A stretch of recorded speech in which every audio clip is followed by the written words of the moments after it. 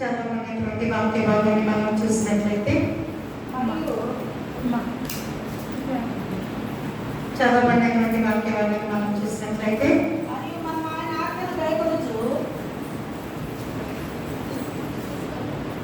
యోహాను రాసిన మొదటి పత్రిక 2వ అధ్యాయము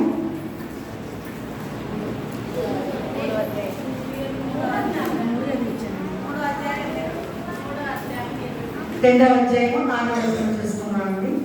యోహాను రాసిన మొదటి పత్రిక 2వ అధ్యాయం. ఆయన వాక్యమును ఎవడు గైకొనునో వారిలో దేవుని ప్రేమ నిజముగా పరిపూర్ణమాయెను. ఆయన యందు నిలిచి ఉన్న వాడిని చెప్పుకొనువాడు ఆయన ఎలాగ నడుచుకొనునో అలాగే తాను నడుచుకున్న బద్ధుడై ఉన్నాడు. మనం ఆయన యందు ఉన్నామని దీని వలన తెలుసుకొనిచున్నాము. ప్రతి వారం కూడా స్త్రీల సమాజ కొడుకులో ఒక అంశాన్ని మనకి దేవుడు దయచేస్తూ ఉన్నాడు. ఈ దినాన్ని కూడా ఒక చక్కటి అంశాన్ని మనకు దయచేసి ఉన్నారు. ఆయన యందు నిలిచి ఉన్నావా? మరి దేవుని యందు మనము నిలిచి ఉన్నామా? మనము గత 40 రోజుల నుంచి కూడా దేవుని వాక్య భాగాలు మనము విని ఉన్నాము. మరి వాక్యాన్ని విని మన హృదయంలో భద్రపరుచుకుని ఉన్న వారైతే మనం ఆయన యందు నిలిచి ఉన్నామా? ఇంకను ఆయన యందు నిలిచి లేని వారిగా మనం ఈ లోకంలో జీవిస్తున్నామా? ఒక్కసారి ఈ దినాల వాక్యానుసారంగా మనల్ని మనం పరిశీలన చేస్తున్నామండి. చూసినప్పుడు మనం చదువుకుని ఉన్నాం. ఆయన వాక్యమును ఎవడు గైకొనునో వారిలో దేవుని ప్రేమ నిజముగా పరిపూర్ణమాయెను. ఆయన ఎంత నిలిచి ఉన్న వాడినని చెప్పుకొనివాడు ఆయన ఎలాగ నడుచుకొనవలెనో అలాగనే తానును నడుచుకున్న బద్ధుడనై ఉన్నాడు. మనం ఆయన యందు ఉన్నామని దీని వలన తెలుసుకొనిచున్నాము. మనం అనుకోవచ్చు, నేను ప్రభువునందు నిలిచి ఉన్నాను, నేను ఆయన అడుగుజాడల్లో నడుస్తున్నాను, నేను ఆయన వాక్యాన్ని అనుసరిస్తున్నాను, ఆయన ఇచ్చు మార్గంలోనే నేను ముందుకు నడుస్తున్నానని మనం అనుకోవచ్చు. కానీ వాక్యానుసారంగా చూసినట్లయితే మనము వాక్యానుసారంగా నడుచుకుంటున్నామా? వాక్యం ఎవరై ఉన్నారండి? దేవుడై ఉన్నాడు కనుక మరి వాక్యానుసారంగా నడుచుకున్నట్లయితే దేవుని చిత్తానుసారంగా మనము నడుచుకున్నట్లే. మనం ఈ దినాన మనల్ని మనము పరిశీలన చేసుకుందాం. ప్రధానంగా 2 అంశాలతో మనము పరిశీలన చేసుకుందాం అండి. మొట్టమొదటిది ఆయన ఆజ్ఞలను అమలు చేసేవారిగా ఉండాలి. రెండవది క్రీస్తు కలిగిన లక్షణాలను అలవర్చుకునేవారిగా ఉండాలి. ఆయన ఆజ్ఞలను మనం గైకొనాలంటే ఏం చేయాలండి? ఇప్పుడు ఇందాక మనం చదువుకుని ఉన్నాం. యోహాను మొదటి పత్రిక 3వ అధ్యాయం 24వ వచనం మనం చూసినట్లయితే ఆయన ఆజ్ఞలను గైకొనువాడు ఆయన యందు నిలిచి ఉండెను, ఆయన వారి యందు నిలిచి ఉన్నాడని ఆయన మన యందు నిలిచి ఉండెను. చదువుతాను. ఆయన ఆజ్ఞలను గైకొనువాడు ఆయన యందు నిలిచి ఉండెను, ఆయన వారి యందు నిలిచి ఉన్నాడని ఆయన మనకు అనుగ్రహించిన ఆత్మ మూలముగా తెలుసుకొనిచున్నాము. యేసునందు నిలిచి ఉండడం అంటే ఏమిటి? ఇది నా యేసు యందు నీవు నా యందు నిలిచి ఉన్నావా?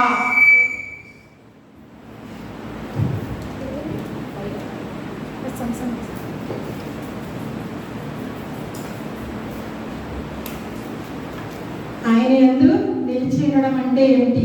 ఒక వ్యక్తి ఆయనలో నిలిచి ఉన్నాడో లేదో తెలుసుకోవాలంటే ఇక్కడ యోహాను భక్తుడు మనకు తెలిసినట్లుగా ఆయన ఆజ్ఞలను గైకొనువాడు ఆయన యందు నిలిచి ఉండును, ఆయన వాని యందు నిలిచి ఉన్నాడని ఆయన మనకు అనుగ్రహించిన ఆత్మ మూలముగా తెలుసుకొనిచున్నాము. ఎవరైతే ఆయన ఆజ్ఞలను గైకొంటారో వాటి ప్రకారం జీవిస్తారో వారే ఆయన యందు నిలకడగా ఉన్నట్లు. అట్టి వారు ప్రభువు తన ఆత్మను గ్రహిస్తాడని దేవుని వాక్యం సెలవిస్తున్నది.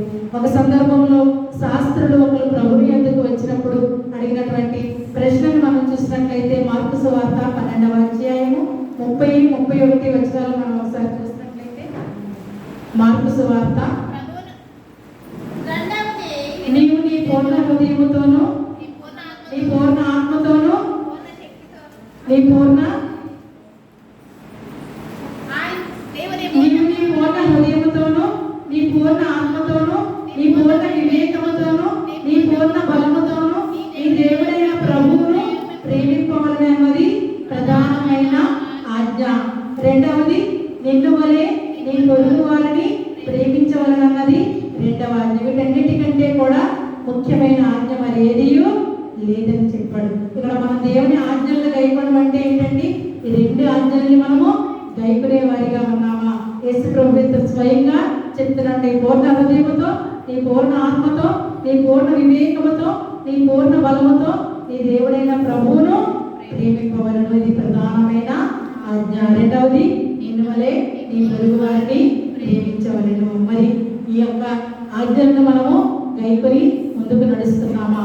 రెండవదిగా మనం చూసినట్లయితే ఆయన లక్షణాలని అలవర్చుకోవాలి. విశ్వాసమైన మనము ఆయనతో నడవాలన్నా, ఆయనతో జీవించాలన్నా, ఆయన చిత్తాన్ని గుర్తిరిగి మరి ఆయన ప్రకారం మనం ముందుకు సాగాలన్నా మనం ఎలా ఉండాలండి? దేవుని లక్షణాలను గుర్తిరిగి ఉండాలి.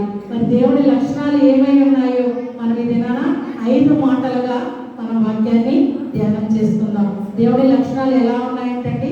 మొట్టమొదటిది ప్రేమ. ఏంటండి? ప్రేమ. రెండవది విశ్వాసం. మూడవది విధేయత. నాలుగవది వినయము. ఐదవది పరిశుద్ధత. మరి 5 లక్షణాలు మనలో ఉన్నాయా? మనలో ఉన్నట్లయితే మనం ఆయనలో నిలిచి ఉన్న వారిగా ఉంటాము.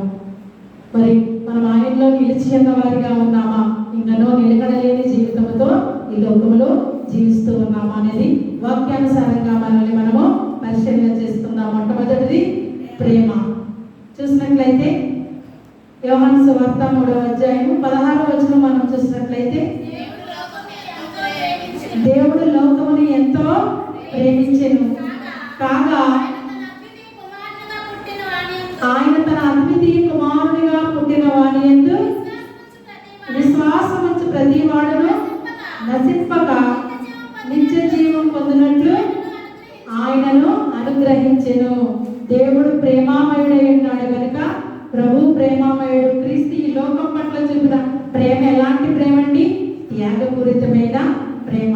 తండ్రి అయిన దేవుడు మన మీద చూపినటువంటి ప్రేమ షరతులు లేని ప్రేమ, అనంతమైన ప్రేమ, అగాపే ప్రేమ. మనం మొన్నటి వరకు ఏ వాక్య భాగాలు చదువుకుని ఉన్నామండి? సిలువ ధ్యానాలని ధ్యానించుకున్నాం. ఆయన సిలువలో దేని కొరకు మరణించాడండి? ఆయన చేసిన పాపముల నిమిత్తమా? నీ నా పాపముల నిమిత్తం. అంటే నిన్ను నన్ను ఆయన ఎంతగా ప్రేమించాడంటే తన ప్రాణాన్ని సహితము మన కొరకు సిలువలో త్యాగం చేసేటంత త్యాగపూరితమైన ప్రేమను మన మీద చూపించాడు. అనంతమైన కొలవలేని ప్రేమను మన మీద చూపించాడు. మనం ఈ లోక ప్రేమలు ఎలా ఉంటాయండి? వాళ్ళు మనల్ని ప్రేమిస్తే మనం వారిని ప్రేమిస్తాం. వారు మనకి ఏదైనా మంచి చేస్తే మనం వారిని ప్రేమిస్తాం. వారు మనకి ఏదైనా ఇష్టమైనది ఇస్తే మనం వారిని ప్రేమిస్తాం. అంటే ఇచ్చిపుచ్చుకుంటూ ఉంటాం. వారు మనకి ఇవ్వకపోతే మనం వారిని ప్రేమించాం. వారు మనకి అది చేయకపోతే మనం వారిని ప్రేమించాం. కానీ దేవుడు నీవు ప్రేమించనను ప్రేమించకపోయినను నిన్ను నన్ను ప్రేమించే దేవాది దేవుడు. అందుకని ఆయన ప్రేమ ఎలాంటి ప్రేమ అంటండి? త్యాగపూరితమైన ప్రేమ, షరతులు లేని ప్రేమ, ఎల్లలు లేని ప్రేమ. నీవు అది ఇస్తే నేను నిన్ను ప్రేమిస్తాను, ఇది ఇస్తే నేను నిన్ను ప్రేమిస్తాను. ఇలాంటి షరతులు లేని ప్రేమ, అగాపే ప్రేమ, అనంతమైన ప్రేమ మన మీద దేవుడు చూపించాడు. అందుకని దేవుడు లోకముని ఎంతో ప్రేమించెను కాగా తన అద్వితీయ కుమారునిగా పుట్టిన వారి యందు విశ్వాసం ఉంచేవాడు నశింపక నిత్య జీవం పొందినట్లు ఆయనను అనుగ్రహించెను. నిన్ను నన్ను ఆయన ఎంతగానో ప్రేమించాడు కనుక తన అద్వితీయ కుమారుడిని నీ నా పాపముల నిమిత్తము సిలువలో మరి మరణానికి పాత్రుడవడానికి ఆయన ఈ లోకానికి పంపించి ఉన్నాడు. మరి అది ఎంత ప్రేమను మన మీద చూపించి క్రీస్తు రక్తం ద్వారా ప్రాయశ్చిత్తం చేయడానికి, ఈ లోకంలో ఉన్నటువంటి పాపాన్ని తీసివేయడానికి ఆయన తన ప్రియాతి ప్రియమైన కుమారుణ్ణి ఈ లోకంలోనికి పంపించి ఉన్నాడు. మరి మనము ఆయనను ప్రేమించే వారిగా ఉన్నామా? మరి ఈ లోకంలో మన ఇరుగు పొరుగు వారి రెండవ ఆజ్ఞ ఏంటండి? నిన్ను వలె నీ పొరుగు వారిని ప్రేమించమన్నాడు. మరి మనం ప్రేమించగలుగుతున్నామా? ఇంకనూ ద్వేషిస్తూ శపిస్తూ మరి ఇంకనూ మనము కక్షలు కార్పణ్యాలతో ఇతరుల మీద లోపల రగిలిపోవచ్చు. పైకి నేను క్రీస్తు బిడ్డని క్రైస్తవ బిడ్డని అని పైకి మనల్ని మనమే మోసపుచ్చుకుంటూ ఈ లోకంలో మనము జీవిస్తున్నామా? ఒక్కసారి మనల్ని మనము పరిశీలన చేస్తున్నామండి.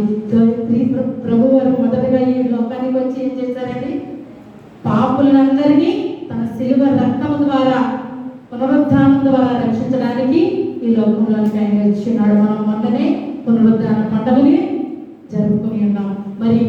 ప్రతి సంవత్సరం కూడా ఈ పండుగ జరుపుకుంటున్నాం, సెలవు ధ్యానాలు ఉంటున్నాం. మనం ఎంతవరకు మారు మనసు పొందుకుంటున్నాం?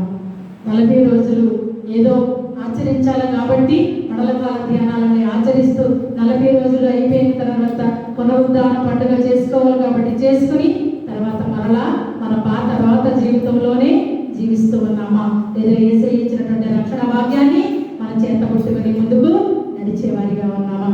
2026వ సంవత్సరంలో పునరుద్ధాన పండుగ తరువాతనైనా మన హృదయాలు మార్పునే స్థితిలో మనం ఉన్నామా, లేదా ఇంకనూ మార్చుకోలేని స్థితిలోనే మనము జీవిస్తున్నామా? ఒక్కసారి మన హృదయాన్ని మనము పరిశీలన చేసుకుందామండి. దేవుడు ప్రేమమయుడు అన్నాడు, ప్రేమ కలిగి ఉన్నాడు. మొట్టమొదటిది ఏంటండి? లవ్ అంటే ప్రేమ. మనలాంటి ప్రేమను మనము కలిగి ఉన్నామా? రెండవది ఫెయిత్, విశ్వాసం. మూడవది ఒబీడియన్స్, విధేయత. నాలుగవది హ్యూమిలిటీ, వినయం. ఐదవది హోలీనెస్, పరిశుద్ధత. మరి 5 మనము కలిసి ఉన్నామా? మొట్టమొదటిగా మనం చూస్తాం. రెండవదిగా మనం చూసినట్లయితే విశ్వాసం. రెండవదిగా మనం చూసినట్లయితే విశ్వాసం. చూసినట్లయితే హెబ్రీ పత్రిక 11వ అధ్యాయం 6వ వచనాన్ని మనం చూసినట్లయితే విశ్వాసం లేకుండా దేవునికి ఇష్టలై ఉండట అసాధ్యము. దేవుని ఎదుకు వచ్చేవాడు ఆయన ఉన్నాడని, ఆయన ఉన్నాడని తన వెతుకు వారికి ఫలము దయచేయవాడని నమ్మవలెను కదా. ప్రభువైన యేసు తాను కలిగి ఉండి ఇతరులకు మరో ముఖ్యమైన లక్షణాన్ని చెప్తున్నాడు. మొట్టమొదటి లక్షణము ప్రేమ, రెండవ లక్షణము విశ్వాసం. విశ్వాసము లేకుండా దేవునికి ఇష్టలై ఉండట అసాధ్యము. ఇది తండ్రి చెప్పే గొప్ప సత్యముగా ఉందండి. తన రక్షణ ప్రణాళికను కుమారుడైన క్రీస్తు ద్వారా సంపూర్ణముగా సిలువలో ఆయన విశ్వసించాడు కనుక ఆయన తన చిత్తాన్ని నెరవేర్చడానికి, తండ్రి చిత్తాన్ని నెరవేర్చడానికి భూమిపైకి వచ్చాడు కనుక 6వ మాటగా ఏం పలికాడండి? సమాప్తమైనది. అంటే తన తండ్రి చేసిన పనిని సమాప్తం చేశాడు. తన తండ్రి తనపై ఉంచిన విశ్వాసాన్ని ఆయన నిలబెట్టుకుని ఉన్నాడు. మరి మనందరి పాపాల నిమిత్తము సిలువలో ఆయన రక్తాన్ని చిందించాడు. పాప పరిహార బలిగా ఆయన తన ప్రాణాన్ని సిలువలో అర్పించుకున్నాడు. మరి తండ్రి చూపిన మార్గంలో ఆయన నడిచాడు. మరి ఆయన మనకు యెహోవా దేవుడు యేసయ్యకు తండ్రిగా ఉన్నాడు. యేసయ్య మనందరికీ తండ్రిగా ఉన్నాడు. మరి ఆయన చూపిన మార్గంలో మనము నడిచేవారిగా ఉన్నామా? యేసయ్య యెహోవా దేవుడు అంటున్నాడు, ఈయన నా ప్రియ కుమారుడు, ఈయనంతా నేను ఆనందించుచున్నానని చెప్తున్నాడు. మరి యేసయ్య కూడా ఈమె నా ప్రియ కుమార్తె, ఈమె అంతా నేను ఆనందించుచున్నానని చెప్పగలిగే స్థితిలో మనము జీవిస్తున్నామా? చెప్పలేని స్థితిలోనే మనం ఇంకను ఈ లోకంలో జీవిస్తూ ఉన్నామా? మనల్ని మనము పరిశీలన చేసుకుందామండి. ఇక్కడైతే అంటాడు విశ్వాసం. మీరు చదవద్దండి. ఏపీసీ 2:8లో మీరు విశ్వాసము ద్వారా కృపచేతని రక్షింపబడి ఉన్నారు, ఇది మీ వల్ల కలిగినది కాదు, దేవుని వరమే.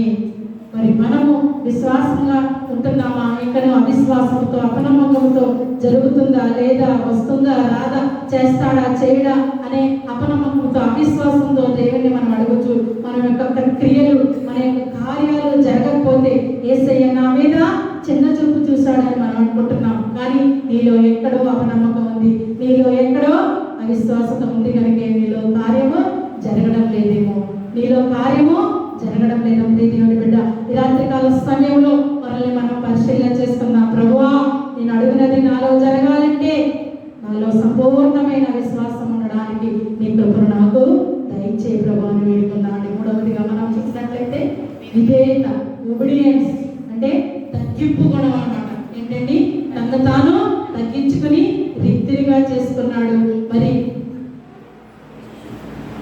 ఎలా ఉన్నాడంటే తను తాను తగ్గించుకున్నాడు, దాసుని స్వరూపాన్ని ధరించుకుని ఉన్నాడు. అదే మనకి ఇక్కడ క్రీస్తు చూపిన విధేయత. మొట్టమొదటిది క్రీస్తు చూపిన ప్రేమ, తర్వాత క్రీస్తు చూపిన విశ్వాసము, మూడవది క్రీస్తు చూపిన విధేయత. చూసినట్లయితే ఆదికాండము చదవద్దు, 17వ అధ్యాయం 5వ వచనంలో మనం చూసినట్లయితే అక్కడ అబ్రహాము గురించి మనకి వాక్య భాగాలు రాసి ఉన్నాయి.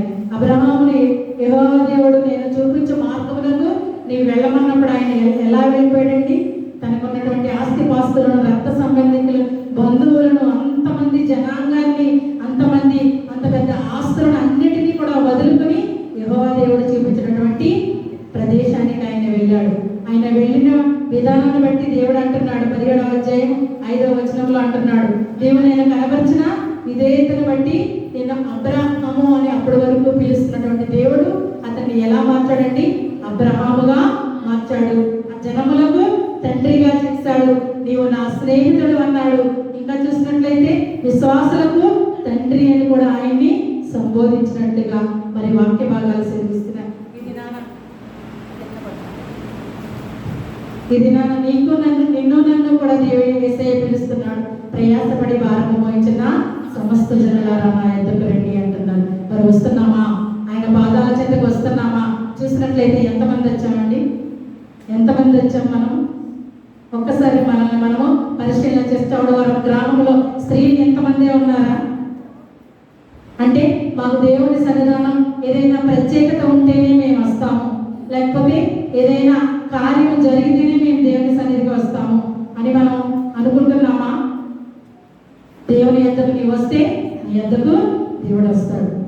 దేవుని యొద్దకు నీవు రాకుండా ప్రభువా ప్రభువా అని ఎన్నిసార్లు పిలిచినా దేవుడు నీ యొద్దకు వాక్య భాగంలో ఉంది, రిఫరెన్స్ అయితే గుర్తులేదు, కానీ నా యొద్దకు నీవు వస్తే నీ యొద్దకు నేను వస్తానంటున్నాడు. మరి ఆయన యొద్దకు మనం వచ్చేవారిగా ఉన్నామా? ఏదైనా కార్యము జరిగినప్పుడు, ఏదైనా హడావుడి జరిగినప్పుడు, ఏదైనా పండగ వాతావరణంలో ఉన్నప్పుడు మాత్రమే నువ్వు దేవుని యొద్దకు వస్తున్నావా? మరి అప్పుడే దేవుడు నీ యొద్దకు కూడా వస్తాడు. అయితే నీ ఆపద సమయంలో దేవుడు రావాలంటే వస్తాడా? నువ్వు సంతోషంగా ఉన్నప్పుడే దేవుడు నీ యొద్దకు వస్తాడు. ఎందుకంటే ఇక్కడ ఏదైనా సంతోష కార్యక్రమం జరిగినప్పుడే నువ్వు వస్తున్నావు కనుక నీ ఇంటికి కూడా దేవుడు ఎప్పుడు వస్తాడు? నువ్వు సంతోషంగా ఉన్నప్పుడే వస్తాడు. నీకు ఏదైనా ఆపద కలిగినప్పుడు ప్రభువా రా అంటే వస్తాడా? రాడు కనుక మరి మనం ఎలా ఉండాలండి? దేవుని వద్దకు మనము నిత్యము కూడా దేవుని సన్నిధిలో ఉన్నట్లయితే దేవుడు తన రెక్కల నీడలో నిన్ను భద్రపరుచుకుని దేవాతి దేవుడు. అందుకనే ఈ రోజు చేసిన తప్పు దాన్ని ఈ రోజే ఆయన మర్చిపోతున్నాడు. నా బిడ్డలు తెలియక చేశారు, లేకపోతే తెలిసే చేశారు, ఇక ముందే అన్నాడు చేయడు ఆయనే క్షమించే దేవుడిగా ఉన్నాడు కనుక తెల్లవారి కానీ ఆయన ఏం చేస్తాడండి? తన 2 చేతులు చాపి ప్రయాసపడి భారము వహించిన సమస్త జనులారా నా యొద్దకు రండి, నా యొద్ద విశ్రాంతి పొందండి, నా యొద్ద నెమ్మది కలుగుతుంది, నా యొద్ద శాంతి కలుగుతుంది, నా యొద్ద సమాధానం కలుగుతుంది. ఇంకా రండి బిడ్డలారా అని పిలుస్తున్నాడు. మరి పరిగిడి ఆయన చెంతకు వచ్చి ఆయన చెంతను చేరేవారిగా ఉన్నామా? లేదు ప్రభువా, ఏదో కష్టకాలంలో ఇరుకు ఇబ్బందులు అనారోగ్య సమస్యలు నాకు ఏదైనా బాధలు కలిగినప్పుడు మాత్రమే నీ వద్దకు వస్తానయ్యా. ఇప్పుడు నేను సంతోషంగా ఉన్నాను, హ్యాపీగా ఉన్నాను, ఇప్పుడు నాకు నీవు అవసరం లేదు అనే స్థితిలో మనము జీవిస్తున్నాము. ఈ రాత్రికాల సమయంలో మనల్ని మనం పరిశీలన చేస్తున్నామండి. ఇక్కడైతే దేవాతి దేవుడు తన ప్రియాతి కుమారుణ్ణి ఇక్కడికి పంపించిన అవసరం లేదు. ఎందుకనండి? ఆయన అంత అత్యున్నతమైన సింహాసనంలో ఉన్నాడు. కానీ నీ నా పాపముల నిమిత్తము, నీ నాకు కేవలం నీవు నేను చేసిన పాపముల నిమిత్తము తన ప్రియమైన కుమారుని ఇక్కడికి పంపించాడు. ఇక్కడికి వచ్చిన యేసయ్య కూడా నేను దేవుని కుమారునని ఆయన హెచ్చించుకోలేదు, తగ్గించుకున్నాడు, విధేయత చూపించాడు, రిక్తుని వలె ఉన్నాడు, దాసుని వలె ఉన్నాడు. మరి మనము ఎలాంటి స్థితిలో ఈ లోకంలో జీవిస్తున్నాం? మనము తగ్గించుకునే వారిగా ఉన్నామా? హెచ్చించుకునే వారిగా ఉన్నామా? మనం చూసినట్లయితే 4వదిగా వినయం ఏంటండి? వినయం, హ్యూమిలిటీ, వినయం, దేవుడి యొక్క వినయం. దేవుని వినయం ఎలా ఉంటుందంటే సాత్వికంగా ఉంటుంది, దీన మనస్సు కలిగి ఉంటుంది, తగ్గింపు జీవితాన్ని కలిగి ఉంటుంది. మనందరికీ తెలుసు మట్లాది వారం రోజు యేసయ్య దేని మీద వచ్చాడని వాక్య భాగాలు మనం విని ఉన్నామండి. గాడిద మీద వచ్చాడు. ఎందుకని? గాడిద తగ్గింపుకి గుర్తుగా ఉంది. అదే గుర్రం మీద రావచ్చు కదా, చక్కగా స్వారీ చేసుకుంటా. రాజు, యూదుల రాజు కదా, రాజులు దేని మీద వస్తారండి? గుర్రం మీద వస్తారు చక్కగా. కానీ మన దేవుడు సాత్వికుడు, మన దేవుడు దీన మనస్సు కలవాడు, మన దేవుడు ప్రేమ కలిగిన వాడు, మన దేవుడు విశ్వాసం కలిగిన వాడు, మన దేవుడు విధేయత కలిగిన వాడు, మన దేవుడు వినయుడు కనుక, ఆయన విధేయత కలిగిన వాడు కనుక, తగ్గింపు జీవితాన్ని కలిగిన వాడు కనుక, ఆయన సాత్వికుడు, దీన మనస్సు కలిగిన వాడు కనుక మరి గాడిదను ఎంచుకున్నట్లుగా మనకి వాక్య భాగాలు సెలవిస్తున్నాయండి. చూసినట్లయితే పేతురు రాసిన మొదటి పత్రిక 5వ అధ్యాయము 6వ వచనం మనం చూసినట్లయితే దేవుడు తగిన సమయమందు మిమ్మల్ని హెచ్చించినట్లు ఆయన బలిష్టమైన చేతుల క్రింద దీన మనస్కులై ఉండుడి. ఎలా ఉండమంటున్నాడండి? దేవుడు తగిన సమయంతో మిమ్మల్ని హెచ్చించినట్లు ఆయన బలిష్టమైన చేతి కింద దీన మనస్కులై ఉండుడి. మనల్ని మనం హెచ్చించుకున్నట్లయితే దేవుని దృష్టిలో ఎలా ఉంటామండి? తగ్గించుకునే వారిగా ఉంటాం. మనల్ని మనము తగ్గించుకున్నట్లయితే దేవుడే మనల్ని హెచ్చింపు స్థితిలోనికి తీసుకొస్తానంటున్నాడు. అందుకని వినయము వ్యతిరేకంగా ఏముంది? గర్వం ఉంది. గర్వం ఎక్కడికి తీసుకెళ్తుందండి? నాశనానికి తీసుకుని వెళుతుంది. కనుక మనము ఎలాంటి వారిగా ఉండాలంటున్నాడు? దేవుడు తగిన సమయం ముందు మనల్ని హెచ్చించే వరకు మనం ఎలా ఉండాలంటండి? దీన మనస్కులై ఉండాలంటండి. వినయము కలిగిన వారిగా మన దేవుడు వినయ మనస్కుడు కనుక మనము కూడా వినయ మనస్కులై ఉండాలని ఆయన ఆశపడుతున్నాడు. మరి అట్టి స్థితిలో మనం ఉంటున్నామా? చివరిదిగా ఐదవదిగా మనం చూసినట్లయితే మొట్టమొదటి ఏంటండి? ప్రేమ. రెండవది విశ్వాసము. మూడవది విధేయత. నాలుగవది వినయము. ఐదవది పరిశుద్ధత, హోలీనెస్, పరిశుద్ధత. చూసినట్లయితే యోహాను సువార్త 8వ అధ్యాయము 12వ వచనం మనం చూసినట్లయితే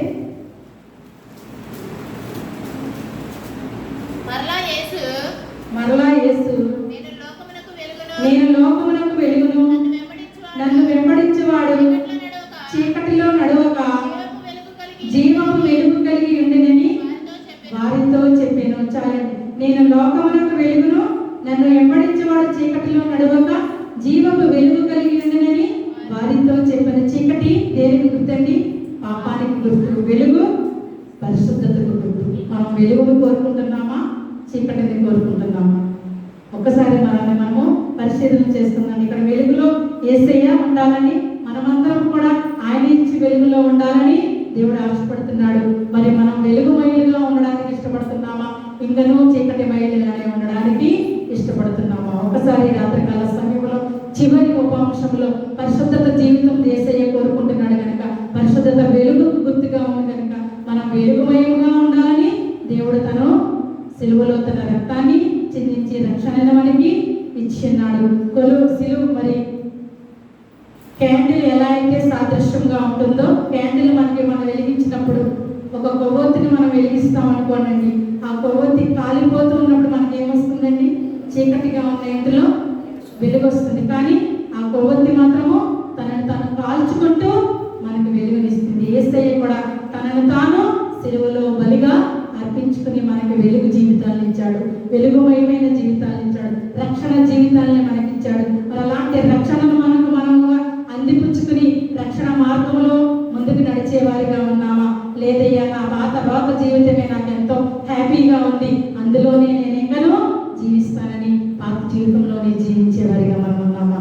ఒక్కసారి మనల్ని మనము ఈ 2026వ సంవత్సరంలో పునరుద్ధాన పండుగ అయిన తర్వాత మనకు వచ్చినటువంటి మొట్టమొదటి స్త్రీల సమాజ కొడుకులు, స్త్రీలమైన వారు మనము మరి కుటుంబానికి బిడ్డలకు మాదిరిగా ఉన్నాము కనుక మనము ఆ వెలుగుమయంలో జీవించినట్లయితే మన బిడ్డలు కూడా ఆటోమేటిక్గా మనల్ని అనుసరిస్తారు కనుక మరి వెలుగుమయులుగా జీవిస్తున్నామా?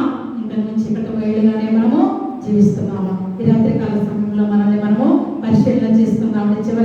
చివరిగా మనం ఒకసారి చదువుకున్నట్లయితే కొరింథీయులకు రాసిన 2వ పత్రిక 6వ అధ్యాయము 14వ వచనం మనం చూసినట్లయితే మీరు అవిశ్వాసులతో జోడుగా ఉండకుడి, నీతికి దుర్నీతితో ఏమి సాంగత్యము, వెలుగునకు చీకటితో ఏమి పొత్తు, క్రీస్తునకు బెలియాలతో ఏమి సంబంధము, అవిశ్వాసతో విశ్వాసికి పాలెక్కడి దించాలండి. మీరు అవిశ్వాసులతో జోడుగా ఉండకుడంటే స్నేహము చేయకుడి, నీతికి దుర్నీతితో ఏమి సాంగత్యము. నీతిమంతులుగా ఉంటున్నామంటున్నారు కానీ దుర్నీతితో ప్రవర్తిస్తున్నారే, దానికి దీనికి పొంతనేమైనా ఉన్నదా? వెలుగునకు చీకటితో ఏమి పొత్తు? వెలుగుమయులుగా దేవుడు మనల్ని చేసి ఉంటే మరలా చీకటితో మనకి సంబంధం ఏమిటండి? మరలా చీకటి వైపు చూడవలసిన అవసరము మనకేమి ఉన్నది? అవిశ్వాసంతో విశ్వాసికి పాలెక్కడిది? మన విశ్వాసం అనుకుంటున్నామే, మరి అవిశ్వాసంతో ఎందుకని మనం ఇంకనూ మన జీవితాన్ని కొనసాగిస్తూ ఉన్నాం. ఒక్కసారి రాత్రికాల సమయంలో మనల్ని మనము పరిశీలన చేసుకుందాం. మనము నమ్మిన దేవుడు, మనం విశ్వసించిన ప్రభువు వెలుగై ఉన్నాడు కనుక మనం వెలుగుమయులుగా ఉండాలని దేవుడు కోరుకుంటున్నాడు కనుక మరి మనం పరిశుద్ధత కలిగి ఉన్నామా? ఎంతనూ మనము పరిశుద్ధత లేని వారిగానే ఈ లోకంలో జీవిస్తున్నామా? మనం చూసినట్లయితే చదవద్దు, మనుషులు మీ సత్క్రియలను చూచి పరలోకమందున్న మీ తండ్రిని మహిమపరచినట్లుగా వారి ఎదుట మీ వెలుగును ప్రకాశింపనీయండి అంటున్నాడు. మన మీద ప్రసంగం ద్వారా యేసయ్య తెలియజేస్తూ ఉన్నాడు. మరి మనల్ని మనం పరిశీలించుకుని ఇక్కడ యేసయ్య గుణగణాలను మనం 5 మాటలుగా చెప్పుకుని ఉన్నాం. ప్రేమ, విశ్వాసము, విధేయత, వినయము, పరిశుద్ధత. మరి 5 మనలో ఉన్నాయా? ఒకవేళ ఇంకనూ లేనట్లయితే వాటిని దయచేయమని కోరుకునే వారిగా ఉంటూ, మరి మన ప్రభువు వలె మనము కూడా, మరి ఆయన శిలువలో మరణపు ముళ్ళును విరిచాడు. మనము కూడా ప్రభువు వలె మరణపు ముళ్ళును పాపము పైన, అపవాది పైన విరిచే వారిగా ఉండి మరి విజయాన్ని సాధించుకుని 2026వ సంవత్సరంలో మనము కూడా దేవునితో కలిసి ఉండేలాగా, మరి యేసయ్యతో కలిసి జీవించే విధానంలో ఉండాలని కోరుకుంటూ మిమ్మల్ని, మీ కుటుంబాన్ని దేవుడు దీవించును గాక.